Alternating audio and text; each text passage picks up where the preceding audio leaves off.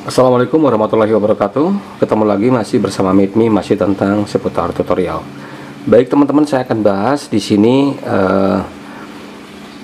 jika kita mengalami masalah seperti ini, jangan dulu panik teman-teman. Jadi teman-teman bisa atasi sendiri di rumah. Dan kenapa masalah ini bisa terjadi? Ini mungkin ada dua kemungkinan. Di antaranya yaitu yang pertama, harddisknya sudah rusak. Kemudian untuk yang kedua, sistem Windowsnya harus diganti. Jadi untuk mengatasi masalah ini, yang pertama kali kita lakukan adalah pengecekan pada sistem pada komputer ini. Nah, kenapa bisa terjadi seperti ini? Ini biasanya terjadi karena mati lampu mendadak, bisa jadi.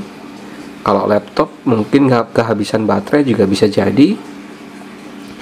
Dan yang menyebabkan matinya harddisk itu, atau kalau kerusakan pada harddisk itu, kadang-kadang sumber daya yang langsung tiba-tiba mati begitu aja, itu bisa mengakibatkan harddisk ini rusak. Tapi tenang teman-teman, saya di sini akan buka dan kasih tahu caranya. Karena memang kemarin juga udah sempat saya bahas, cuman belum begitu jelas. Jadi saya akan jelaskan ke teman-teman sekarang.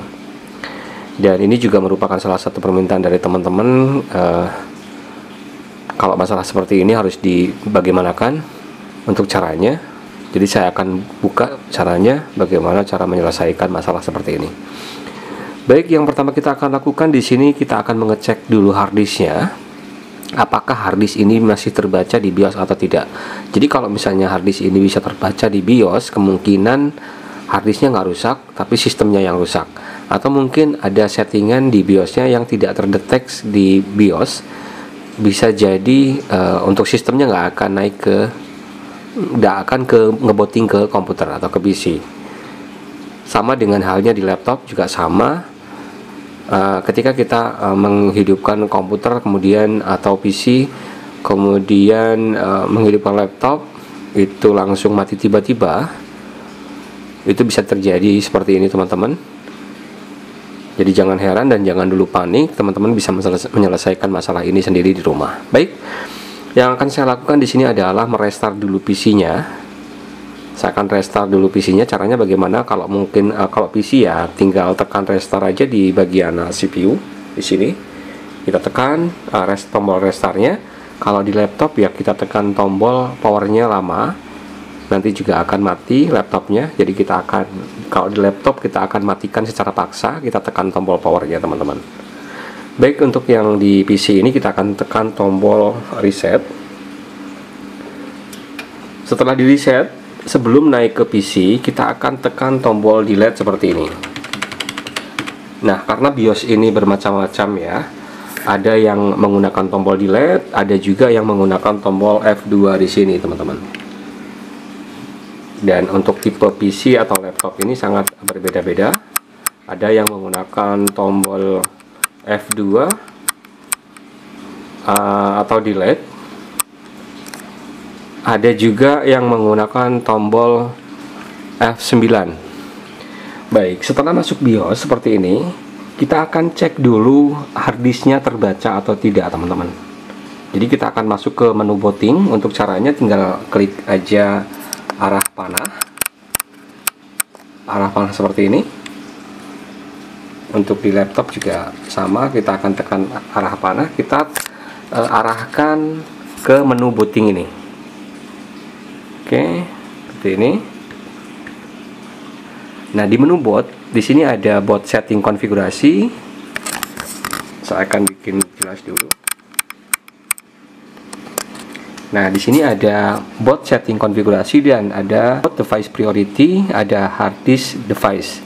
Kita akan lihat di hard disk device-nya. Kita arah ke bawah, kemudian kita tekan enter. Nah, kita bisa pastikan di sini untuk harddisknya tidak terbaca. Di sini ada tulisan disable. Jadi ini tidak terbaca harddisknya. Ada kemungkinan kalau misalnya harddisk tidak terbaca di boot, itu kemungkinan harddisknya rusak atau mungkin settingan pada BIOSnya ini sudah ngaco. Nah, kenapa bisa settingan seperti ini ngaco? Karena memang setelah mati lampu, atau mungkin kalau BIOSnya itu nggak normal, harus dilakukan upgrade BIOS. Itu biasanya BIOSnya ini sering berubah-ubah, teman-teman.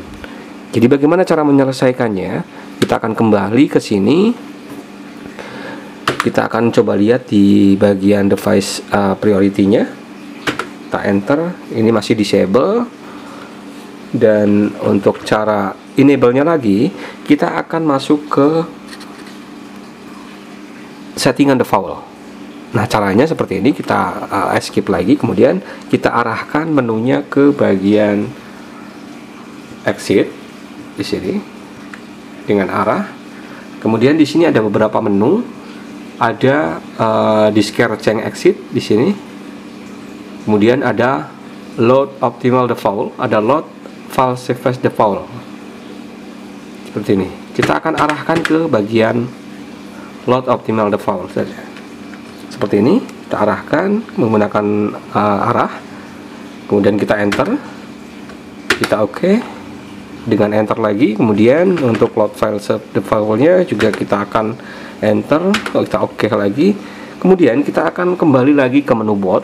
Di sini kita cek hard disk device-nya. Nah, ini sudah muncul. Ini ada tulisan terdetek ya, HDD Samsung. Saya menggunakan SSD, ini sudah terdetek kalau SSD-nya sudah muncul di sini. Di menu bootnya juga, untuk bootingnya kita menggunakan SSD juga di sini. Kemudian untuk boot setting konfigurasinya sudah enable. Nah, jika ada karena saya tidak menggunakan beberapa hard disk di sini untuk penyimpanan, jadi terdeteknya cuma satu saja, Samsung SSD. Nah, jika kita pasang flash disk di PC, maka di sini juga akan tertera ada flash disk, dan ada juga kalau misalnya kita menggunakan dua hard disk di perangkat komputer ini, nanti juga akan terbaca dua. Nah, hard disk yang mana yang akan kita bikin booting gitu, kita rubah. Seperti contohnya ini, saya akan colokkan flash disk dulu ke PC. Kemudian saya akan restart lagi.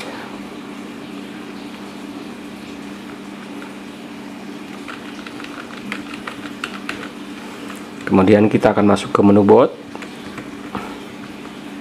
di hard disk device. Nah, di sini teman-teman bisa lihat, ini saya udah colokan USB Kingston ke perangkat komputer. Di sini untuk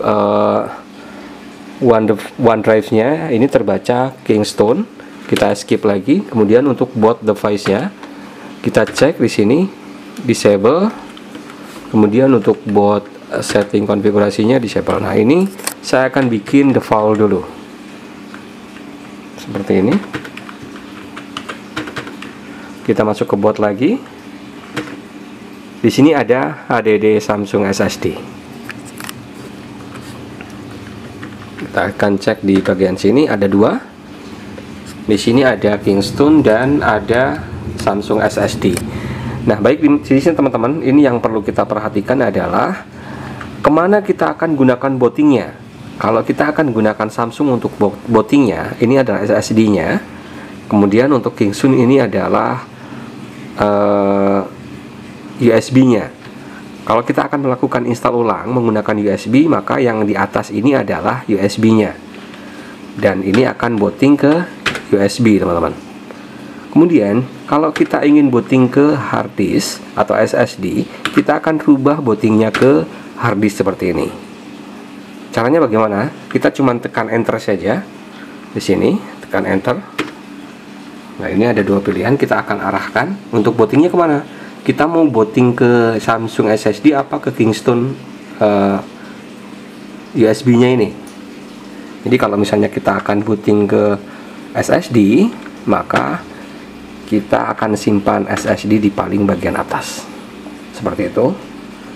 Kemudian setelah udah kita escape lagi, kita akan tekan F10 untuk mengesave-nya teman-teman. Tekan F10, akan bikin lebih jelas. Kita akan tekan F10, kemudian kita oke. Ya, laptop komputer akan restart.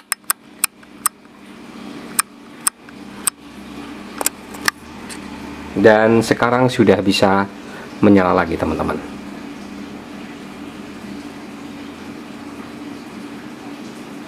Nah, dia udah booting ke SSD. Baik, mungkin udah cukup jelas ya bagaimana cara mengatasi masalah seperti ini. Jadi untuk laptop atau PC yang nggak bisa booting ke layar, ini ada dua masalah. Biasanya ada di bagian harddisknya yang sudah korup atau tidak terbaca. Kemudian ada juga file system yang sudah harus di-upgrade atau diganti OS-nya. Oke, baik, semoga bermanfaat dan semoga bisa mereferensi teman-teman yang mempunyai laptop atau PC yang tidak bisa booting.